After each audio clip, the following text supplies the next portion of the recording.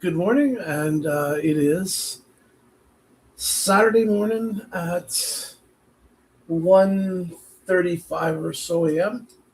And I wanted to do a 10-minute video about time, and I might include a little bit of that content later on. But I think the greater priority tonight, seeing that the campaign has just begun, is to express my vision for the present campaign and the new edition that I'm writing. I mean, sorry, I meant homebrew, like Copperhead Road stuff.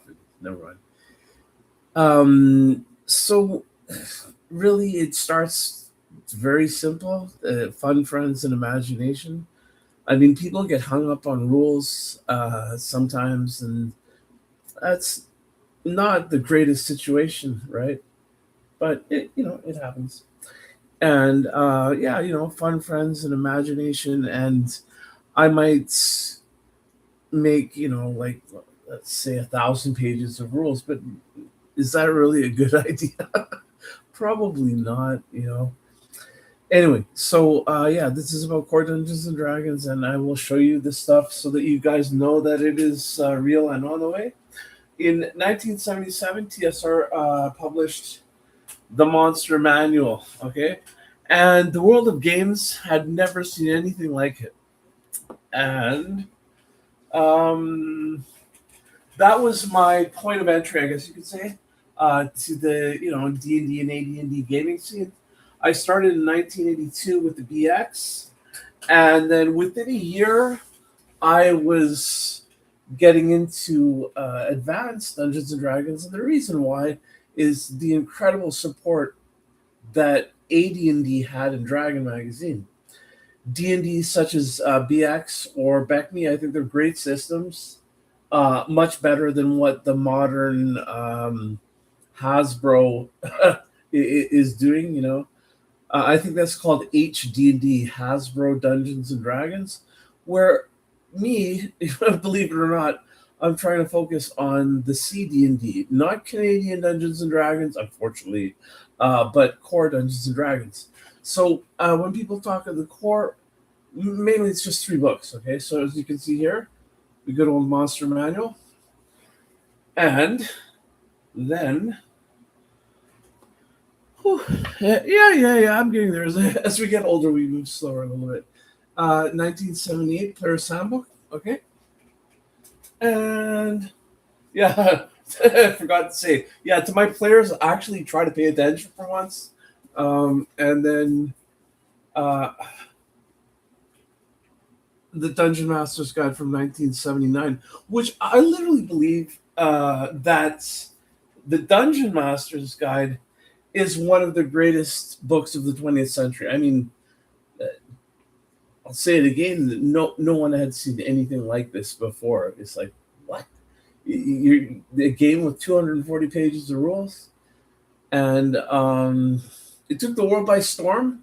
And us young 10-year-olds, we were enchanted by it, definitely. And I see the modern young new generation of Dungeons and Dragons fans, and it's very different from what it was in the 1980s. When we were 10, 11, 12. We had no idea of what we were doing. We weren't applying the rules correctly. We didn't know about certain rules, and in terms of rules playing, total failure. But we were having the time of our lives. So there you go. Um, what else can I say about that time? Yeah, so the first edition AD&D group on Facebook, definitely there's the nostalgia aspect of it, and although, excuse me, Mm, don't fear the Reaper. Um, although common wisdom, which might not be easy, to live in the present, to devote yourself to the present day. Who knows? As a mystical statement, I might say that God only gives us one day to live. Um, all of that said, having some good memories to fall back on, I think that's a good thing. Memories of yourself in the 1980s or even the 1970s for some people. You know, having this great time, and that zeitgeist, that spirit of the age. I look at what's going on in D&D. The today, it's so different. It's like a fucking hate fest. And people drag their politics and their religion into it, and I forgive a bit of that because I understand what it means to be very passionate about your homeland, let's say. But it's really a good idea to separate 21st century religion and 21st century politics. Don't bring it into the game. And if you can stick with that, then it becomes more fun, I think. We all need a break from it, man. If you're thinking about 21st century politics and religion all day long, I think you're gonna go fucking insane in a bad way. Or another way of putting it, maybe God created two hells for the human race. One was religion and the other was politics, right? I don't know, man. So I think that's my rant for now. Yeah, but Core Dungeons and Dragons. So I just showed you the three main sources. What is the core? Okay, so the core, according to Gary Gygax in Deities and Demigods, is actually 4 books, not 3.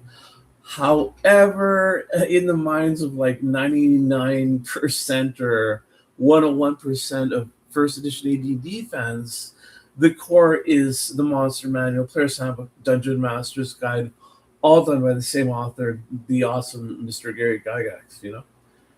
And to me, it's a great source of inspiration. And what I'm trying to do with the current campaign is to be consistent. I am not changing any of the tables. That's the ideal, okay?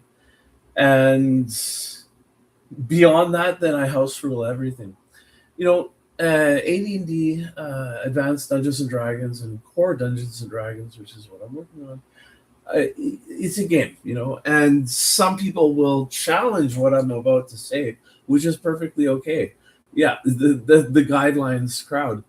Yeah, but games need structure, and role playing games need numbers and tables and charts. So um, that's the way I'm trying to approach it. And if you attempt this and tell your players, listen, okay, I'm going to try and run this campaign, not necessarily by the book, but I'm going to try and keep all the tables and charts the same, then what that results in is less confusion, right? Everybody is on the same page, I guess you could say. And right now, it is approaching session number 2 in the campaign. And there's stuff that I would really like to change along the lines of spell points and equipment and talking, communication, and negotiation, right? So I have to resist the temptation not to change anything. The party is basically at level 1. They're going to be at level 2 soon. And I'm thinking that when they hit level 4, around there, then I might say, okay, we've been playing the basic version of Core Dungeons and Dragons, and then bring in the whole entire thing, which is on a file called Outline 4, and it's going to be very, very detailed, and I think it's going to be a cool experience. But I don't know. Time will tell. And I just need to check the time. Yeah, it's all right. So, I don't know. What are you guys interested in? What Temple of Elemental Evil? I don't know what it is about this adventure. It's like I have the same players showing up again and again and again, and I've run T1 to 4, the Temple of Elemental Evil, about once or twice, every 2 years or something like that. And I, I, I don't understand it. They just keep on coming back for more and more and more, and they put up with me as a DM. And in the past, be critical of myself, which is a good thing. To be critical of oneself. Uh, there be campaigns where it's like, oh, okay, today the rule is ABC, and then the next weekend is like XYZ, et cetera, et cetera, et cetera. So my failing as a DM, one of several in the past, was a lack of consistency, a lack of rules consistency, and what that does, it creates confusion and frustration. But yeah, I am a little bit too hard on myself. And I'm never satisfied either. Like the typical Judas Priest fan. Yeah, never satisfied. But what can you do, right? When I DM a game, I want to give the players a good time. And if there's only one rule that you guys got to remember, not just for my campaign, but for other campaigns as well too, is do not argue with the dungeon master or do not argue with the game master, whichever term you use. And this is something that transcends Dungeons and Dragons and Advanced Dungeons and Dragons. It applies to all role playing games. In order to have a functioning role playing game, you have to have a game master or dungeon master. And that person, uh, his or her word is basically like law. Okay, that's the way it is. If you don't like it, then tough cookies, leave the campaign or something. And I've seen this in real time. There's this one guy, man. I remember this, and I was just and observing the game. Or maybe I was even a player in it, and I told him like five separate times, dude, don't worry, let it go. The guy is a DM. Don't argue. He didn't listen to me. And he went ballistic on the dungeon master. Of course, he wasn't there next week, right?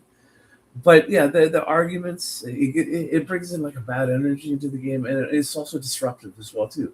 Now, once the game is over, the one thing you can do is that you can go to the local pub and argue about the rules, and of course, sometimes things escalate, and it comes to physical unarmed combat, and then don't forget Dragon 97. Yeah, Dragon 97 is the issue with the stats for chairs, yeah, and other furniture, and miscellaneous objects, and that kind of thing. It doesn't have rules for catch up, but I mean a good strategy in a non-lethal brawl combat situation is you get the catch up right, and then you go up right close to the guy's eye, and you know, catch up in the eye. Oh, dude, that hurts, man. It's effective. It blinds your opponent, giving you a bonus attack. And as long as don't do too many headshots, and someone's down on the ground, give him time to get back up. And as soon as he does, hit him a few more times. And that brawling is fun. Unfortunately, it gets you landed in jail up in Canada. Yeah.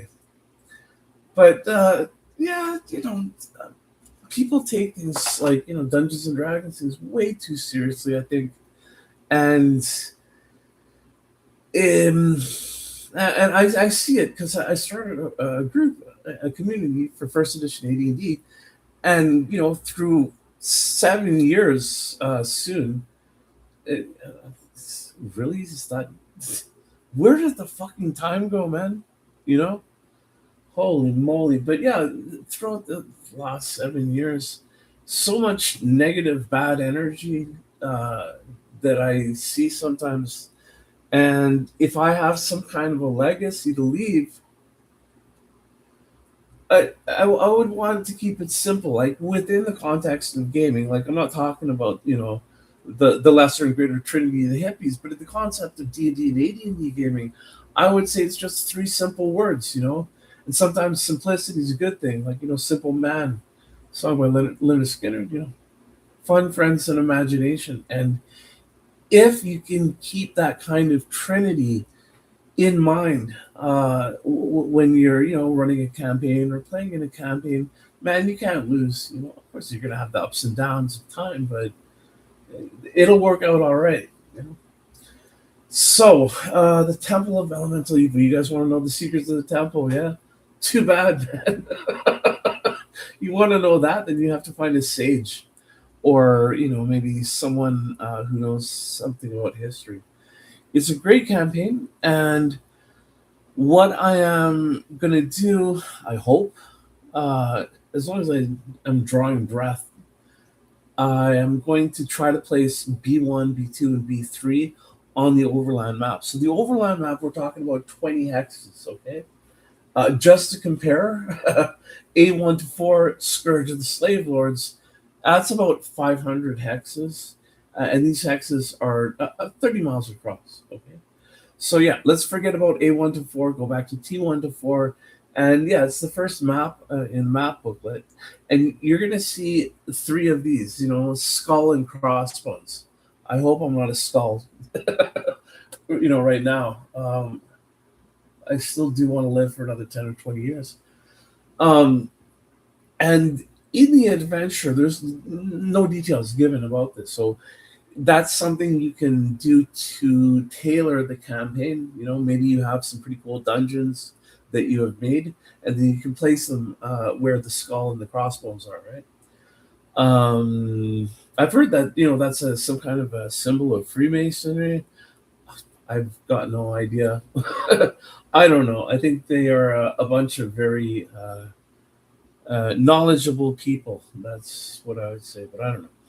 Anyway, secret societies aside, getting back to the three skulls.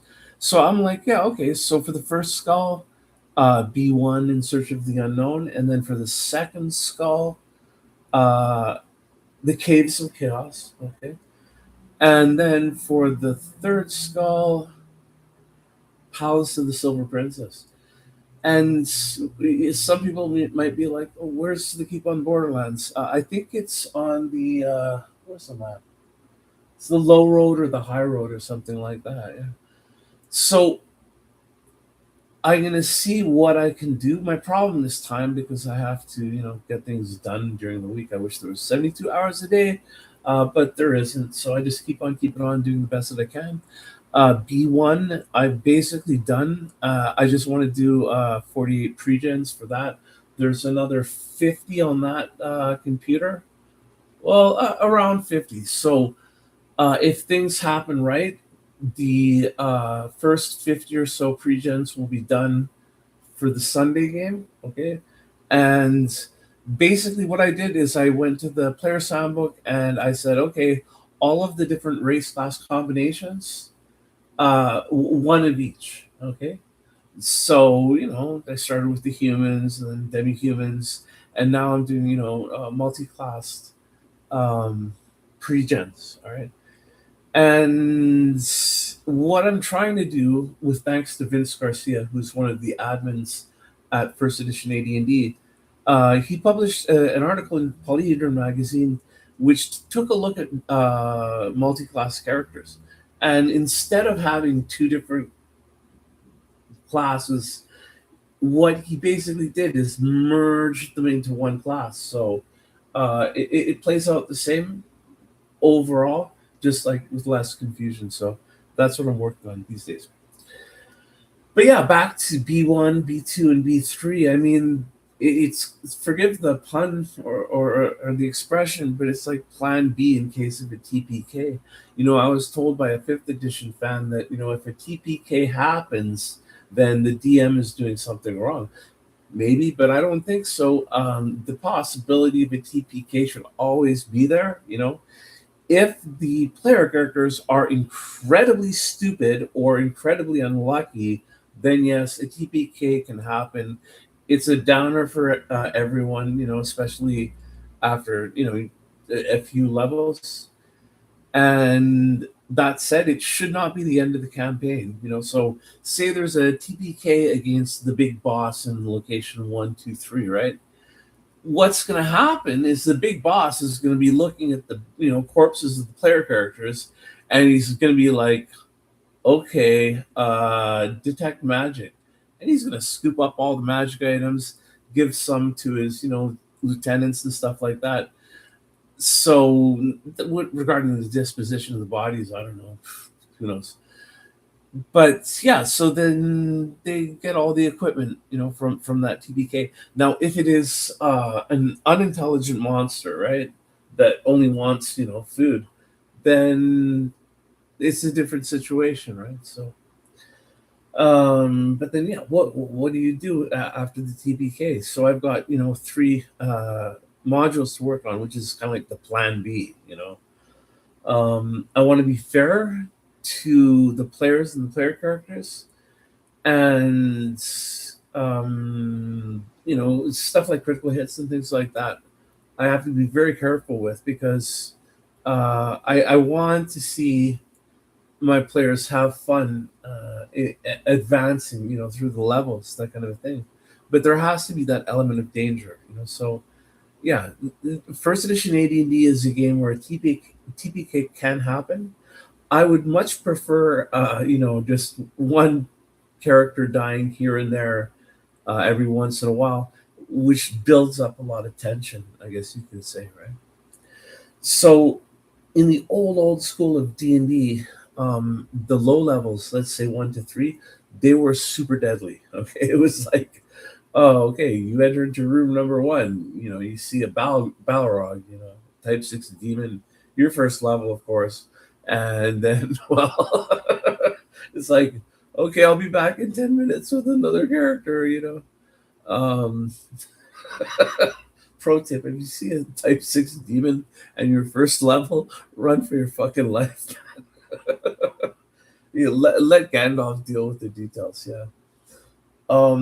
So yeah, that was kind of like the way it was, and with this AD&D variant that I'm working on, I want to change things a bit so that the low levels are actually kind of easy.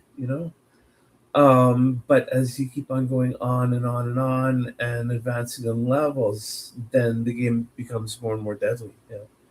So another thing too tied to that, advancement is quicker in this homebrew system, and so I'm basically using just the three core books for now. But the eventual thing, I don't know if I'll do it this year, is to bring in hundreds of Dragon Magazine articles that deal with the core of the game. Okay, so a great example would be the ecology articles, right? And before I go into a wee bit of detail about that, um, the concept of categories while I'm designing this is very important, right? So, dragon is a category, elf is a category, and I'm taking this from the monster manual for now. And then I'm like, okay, right, so these are established categories, and then I look for Dragon Magazine articles, it's already all done, that fit into those categories, and those are the articles that I use.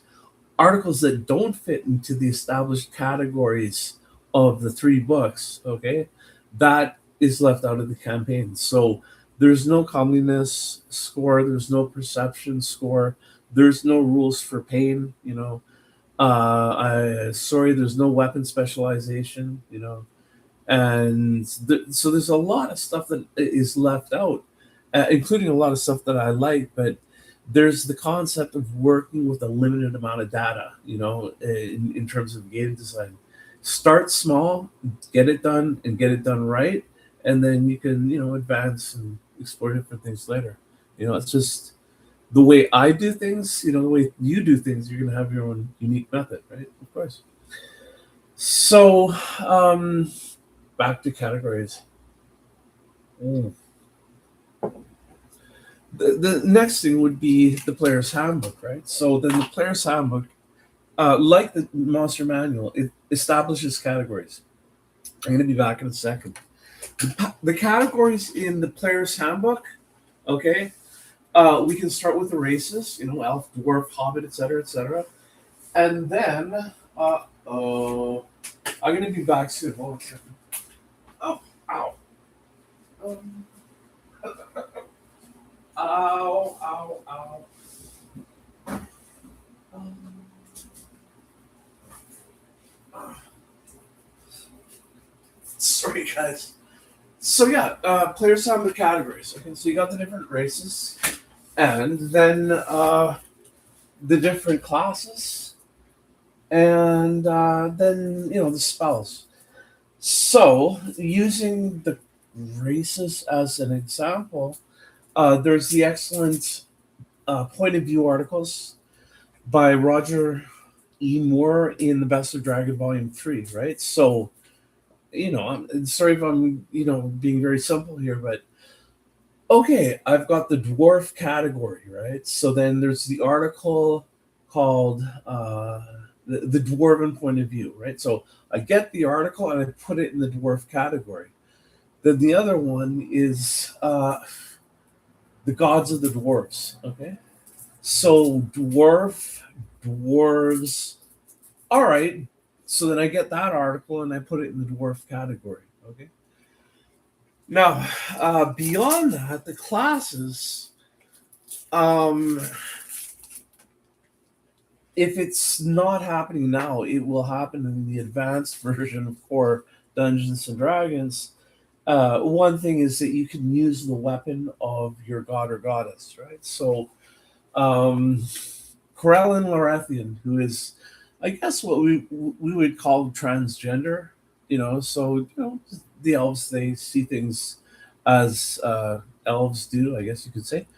And the thing about Corellin Lorethian is that he has the long sword and the longbow.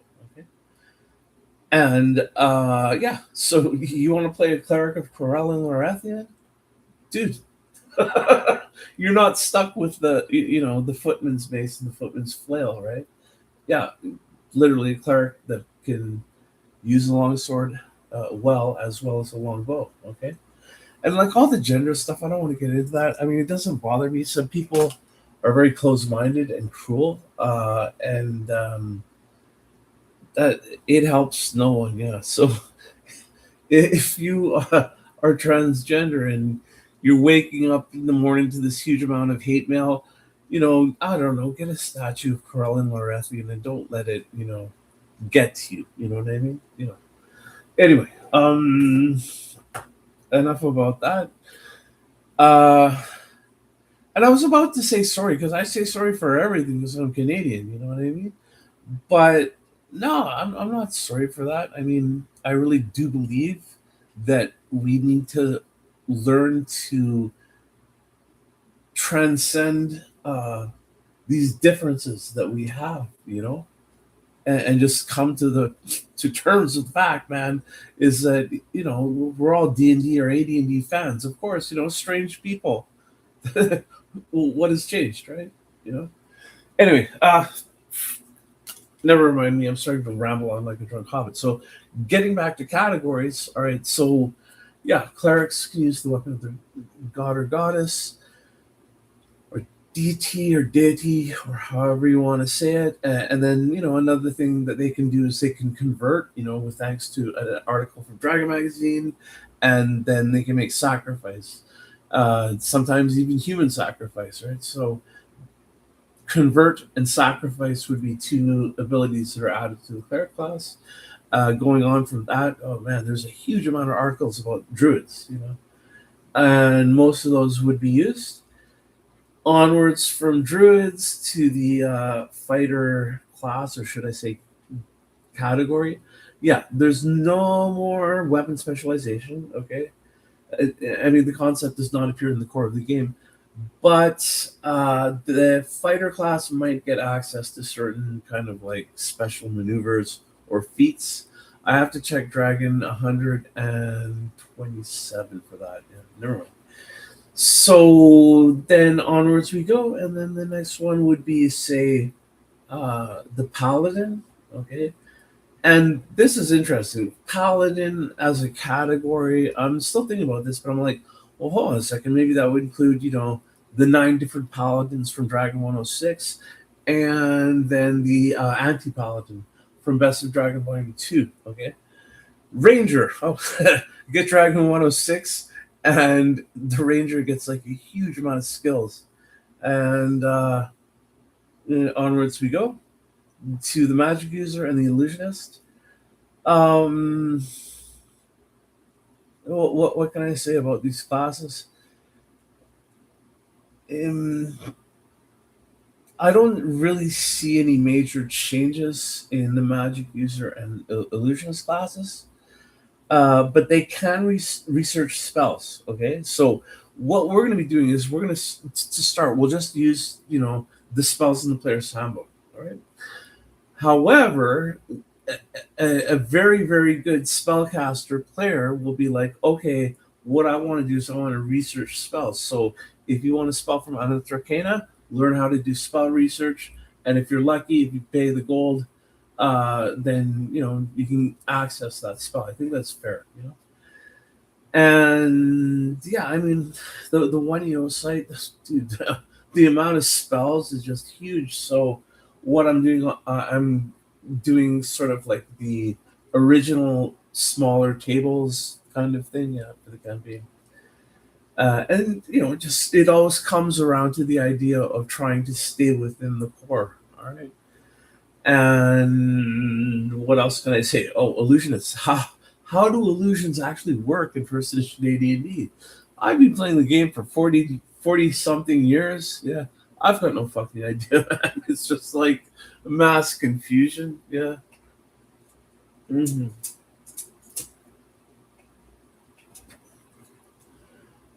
So that's one thing I have to do. I have to sort out some consistent method for dealing with illusions. And yeah, going on through classes, Thief class, Dragon 104, Dragon 115 have a lot of interesting articles there, and including pickpocket tables. So in a town situation, in a pub, and you're getting kind of bored. The thief has the option to pick pockets and find cool stuff like a ball of lint or a key or something like that. Yeah. And then the assassin class. There weren't too many articles in Dragon about the assassin. There's already one in the party, and according to official rules that came just after Unearthed Arcana, assassins can change alignment to neutral or good alignment. Okay. And alignment changing is not an easy thing to do, but it's something to keep in mind. And I want to say thank you to one of my players. He really is very creative, and I'm looking forward to his details of the Assassin's Guild that operates in the area of T1 to 4, the Temple of Elemental Evil. There might be more than one, but yeah, we were messaging each other, and I said, if you want, yeah, go ahead. There's the Dungeon Master's Guide. You can detail one of the Assassin's Guilds, and I'm really looking forward to reading that. So, big thanks. And from there, what can I say? The monk class is not as powerful as people think it is, and of course, there's the highly popular version in Best of Dragon Volume 3, right? I would love to use that, but then what it does, it doesn't have the official tables, right? So there's a few things that can be done for the monk to make the monk, more of a fair class. The bard, I say, if you want to be a bard, yeah, we'll use the player's handbook bard, okay, overall, and then start at level 1. Okay, so I think that covers the main classes, and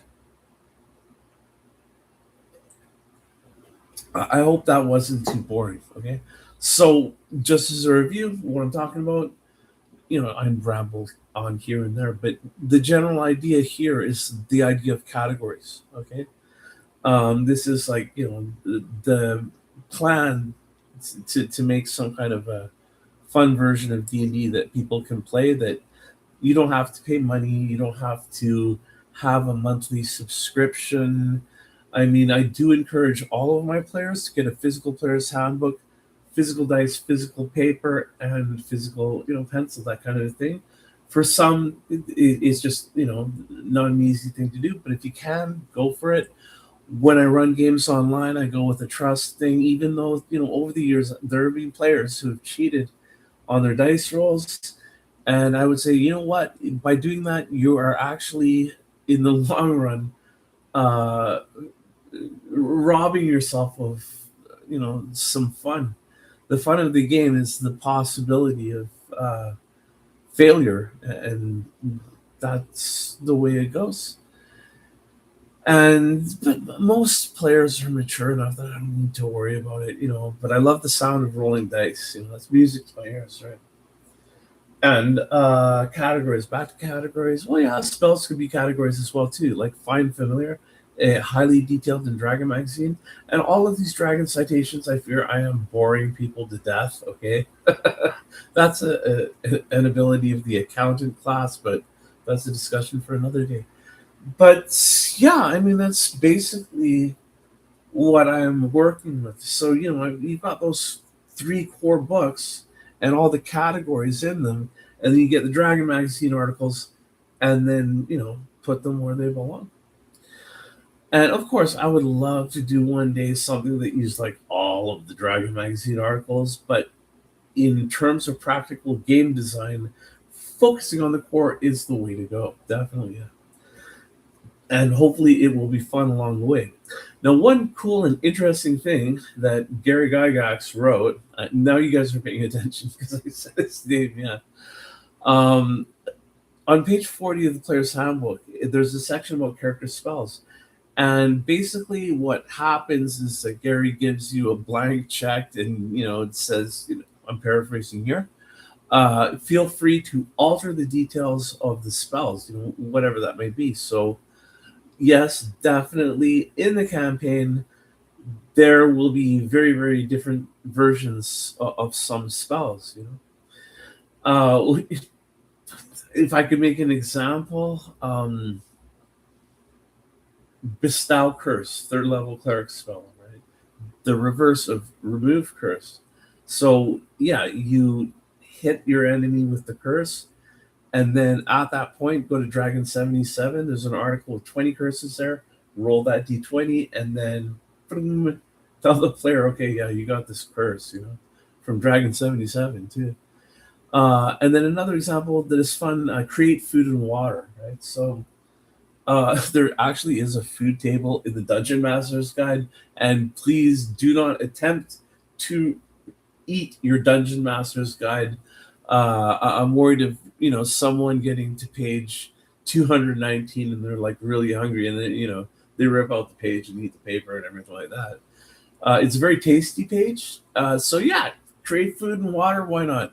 Roll d6 and roll d6. Okay, don't add them together. Keep them separate.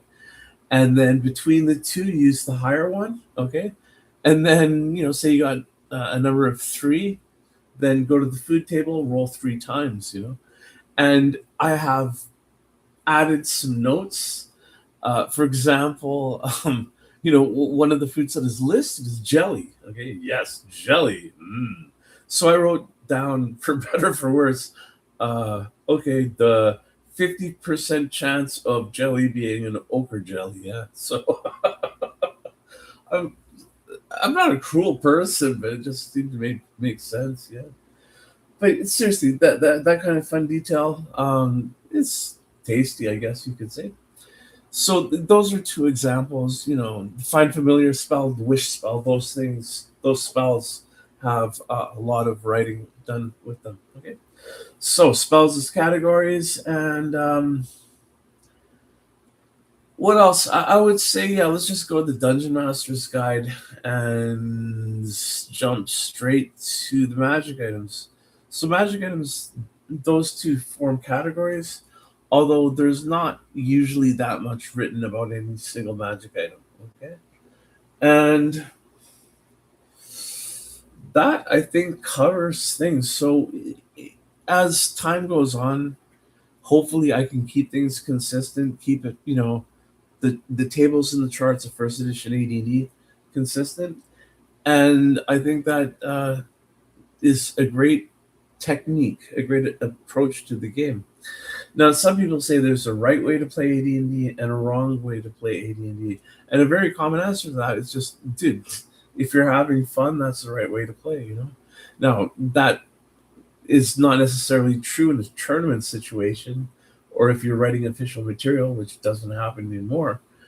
But my heart says basically, yeah, if you're having fun with it, you're on the right path, that kind of a thing. And there was one other thing that I wanted to say, but it kind of like slipped my mind. Oh, time, yeah. So if you go to your Dungeon Master's Guide, open up to the section on time, and then look for time in the dungeon. According to the DMG, when you're in the dungeon, you need to rest one turn out of 6. Okay, and if you don't do that, then you suffer the effects of fatigue, whatever those might be. It's up to you. They weren't detailed very well. There is some detail in the DMG about fatigue, but we have one turn out of 6, and I'm thinking to myself, okay. And then in that section, Gary's writing about the influence of real time. Okay, so putting the things together, and I'm like, okay, how about this? For 10 minutes out of every game hour, actually not game hour, real life hour, then the time is stopped for the current location, right? So we could do that at the beginning of an hour or at the end. And I'm thinking maybe try starting with the beginning. Okay, so yeah, everybody shows up. I'm like, okay, I'm looking at my watch. It's 1 o'clock. Okay, guys, and this is what we're going to do for the first 10 minutes of each hour. We are going to stop time with the main party. Okay, and yeah, sure, I'm trying out something new here. During that time, since the players can have up to 3 characters, one of the players might be like, okay, my scribe character, who is in Verbabank, he continues with his magical research, that kind of a thing. And I'd be like, okay, so that 10 minutes can be used to just gently or briefly touch on what other player characters are doing, right? Because you can have one player character exploring the moat house, one in Hamlet relaxing, and then maybe one in Verbobank doing research, right? It's one thing. Another thing too is that rules issues could be discussed, that kind of thing. And since time is stopped, if someone needs to go to the bathroom or pick up some liquid to stay hydrated, it's good. And if I go ahead with it, I'll be watching, my watch, and then at 1:10, the game goes back into time, right? And then at 2 o'clock, time stops again for another 10 minutes, and there's a lot that can be dealt with in the 10 minutes. Like I might say to the players, okay, last session I was very easy on you guys with regards to encumbrance. Okay, this time around, if you're picking up weapons and armor, we're gonna look up how much they weigh. And don't worry about small things like coins and stuff. That kind of a thing, right? So yeah, I'm sitting on the fence with that, and I mean, what I'm likely to do is not do that in 2 days, but bring it up and see what the players think and take it from there, right? One thing about Advanced Dungeons and Dragons by Gary Gygax is that if you stick with it, it is extremely inspirational, educational, and I definitely am someone who is inspired by that book. Mhm. And now I think it is time to wind things down. I'm looking at the time, and this is like 45 minutes. Oh my gosh. Conducting the game. Okay, so one thing that I do to prep for a game, I go to those Dragon Magazine articles about how to be a good DM, and I read those. Okay. That said, I gotta go, and always remember you find your friends in your imagination, and I will see you guys soon. Okay. Take it easy, guys. Bye for now.